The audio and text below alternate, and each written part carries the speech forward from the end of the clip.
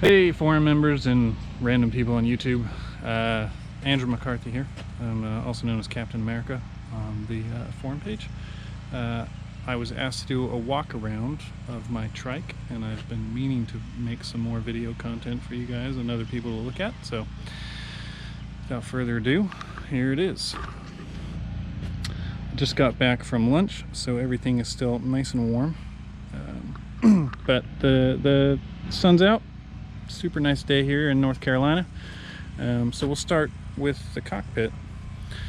We've got a 5-point belt from G-Force cam lock. Highly recommend the cam lock system over the older style. It's just so much nicer to get in and out of.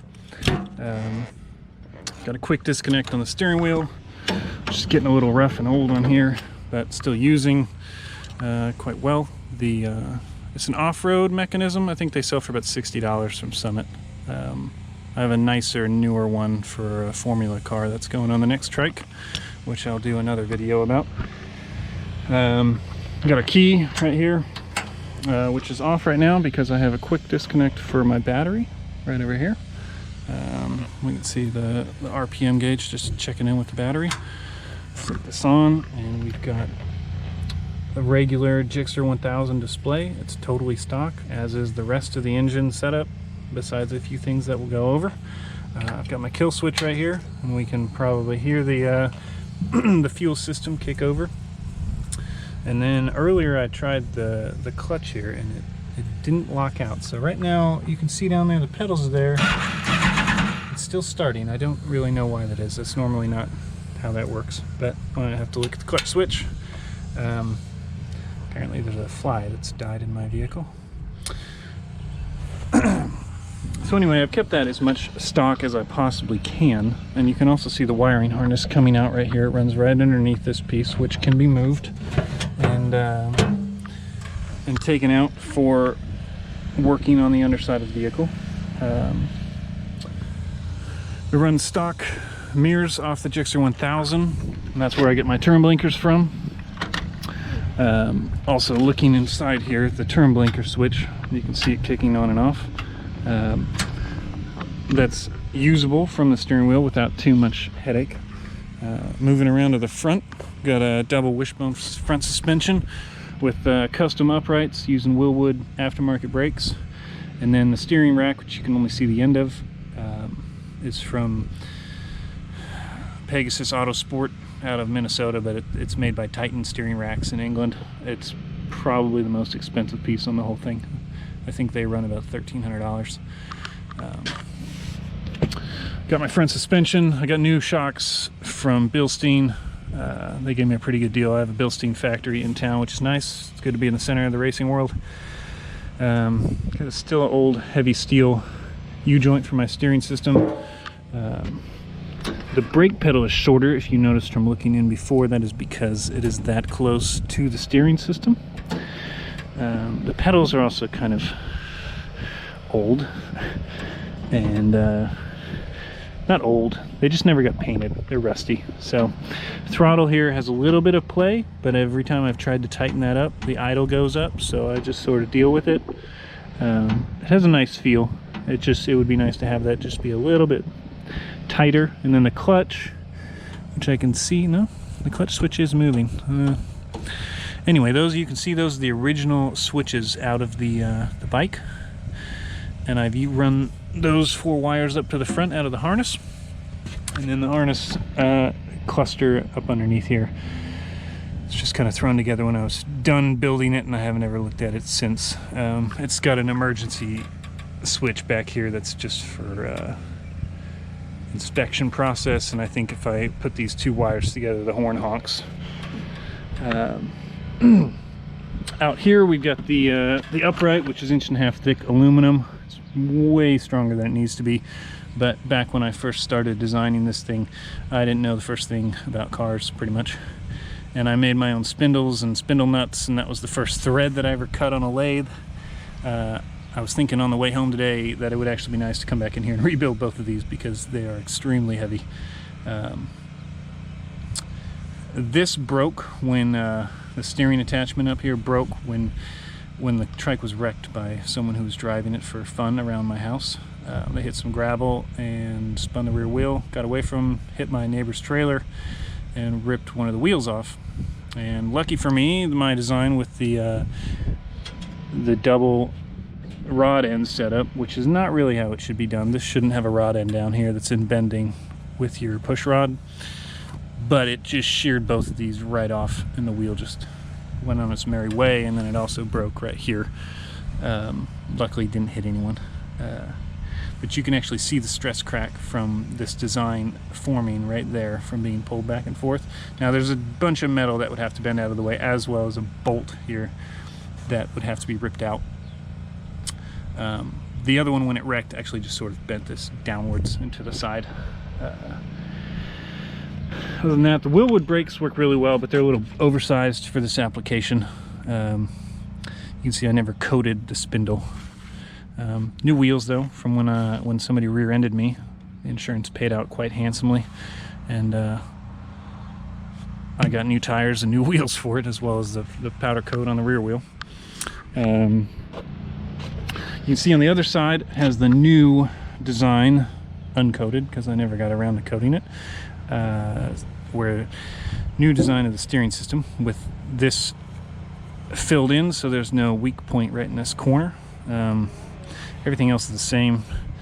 Some people might notice that my cotter pins aren't the prettiest, but they haven't given up yet, so we'll be all right. You can also just look at the suspension bounce up and down, and you can see the sway bar. It's these two links right here. They go and hook in on top of the steering rack. They are really stiff, but it's hard to believe how little motion I can get with that sway bar installed, whereas when I uninstall that, you could probably get this to tilt probably 5 degrees out. Walking around the side of the vehicle here, we've got my headlights, by the way, which are little tiny headlights. They're not really any good for driving at night, but they do make me visible on the road from people coming at me. The belts come in here, and the same thing on the other side. They're just two brackets that I welded against the chassis here, and you can see how they come through. There should probably be something right here protecting the belts, but I set them up so that there's not a whole lot of when you're actually sitting in it, the belt is not riding against either side of this. The upper belts loop around the upper bar here, which reduces the amount of tension on them and lowers the stress on the bolt, which that bolt's not giving up before my neck is. So either way, not too big of a deal. I was worried for a little while about the heat of the engine getting to the belts and causing them to fail prematurely, but I haven't seen any sign of that occurring. The shifter comes in on the right side here. It's very simple, back and forth. Comes underneath. It does a reverse because everything had to work out going across the back of the bike and up the other side, so that when I pushed forwards it would go down, and when I pushed backwards it would go up, which I think initially I designed this to be up and it would have been flat, and then I realized when I got to the other side it was going the wrong direction. So it's got a Yamaha Rhino radiator right here, and that, honestly, I wasn't really sure how much cooling I was going to need, and I haven't had any issues with that so far. It's got a giant pusher fan. The only problem I've had was when I took it apart to powder coat the chassis, I switched the two of these wires, because this fan is wired with black as ground and blue as power if you're using it as a polar fan. And I started driving it after I put it all back together, and it just immediately would overheat. And then the moment you stopped at a stoplight, the heat would come back down, and I couldn't figure out what this was. And what it was the fan pushing air away from the radiator while you were driving, and the moment you stopped moving, air would start flowing back through the radiator from a pole sense. And so it took me about 3 or 4 days to figure out these two wires just needed to be flipped, and suddenly everything started running again. Brake line runs hard lines all the way from the front to the back, and then into just a long braided line all the way to the rear brakes, which are the stock rear brakes. It's controlled by a bias bar to deal with the fact that the front brakes are giant and the rear brake is still this tiny little thing. I'm hoping the new trike with the front brakes off the bike is going to be a little better than that. It'll definitely be lighter. These points, 1, 2, 3, and 4, are all actually taken directly off the GSXR 1000 bike chassis. I had a lot of concern when I was making the bike as to how to align the engine with the swing arm. And I ended up, after about 3 or 4 different designs, coming up with this system, which basically this tube can slide back and forth in here. If I take this off, and the engine bolt is actually down the center of this from both ends, all 4 corners have this same setup. And so you can actually shift the engine side to side if you were to take these off and whack them with a hammer. And then initially, before I welded this solid and powder coated everything, these could slide on top of this. So this is an 1.5 inch tube, this is an 1.25 inch tube, this is a 1 inch tube, and everything could slide relative to each other until I got the chain where I wanted over here, and everything lines up nice and straight.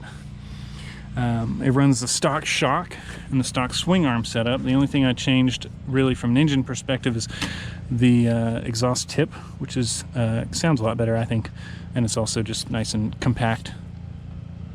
The one thing I did realize when I first built it, that the original aluminum stringers weren't going to work, and I had nothing but a grinder in my house at the time, and so we just threw together some really quick 1/4 inch steel plate, whatever they call these, the attachment that attaches your shock to the swing arm. I went into CAD and realized very quickly that I was maxing out my suspension with the way I designed it, so I think I took a 1/2 inch or something off of this distance, and that put my shock back somewhere where it was maxed out when I was sitting at ride height.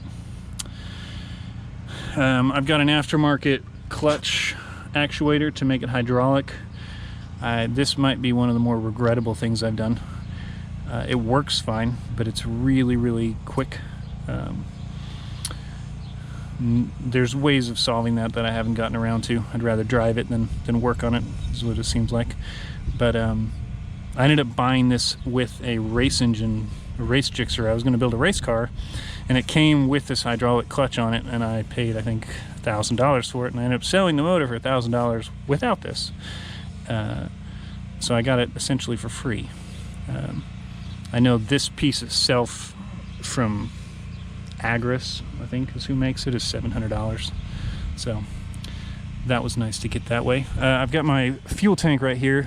It's got the same, I actually took a plasma cutter to the original tank and cut it out, and then I actually paid someone to weld this, and they did a crap job, which, anyway, that's beside the point. I do it myself at this point.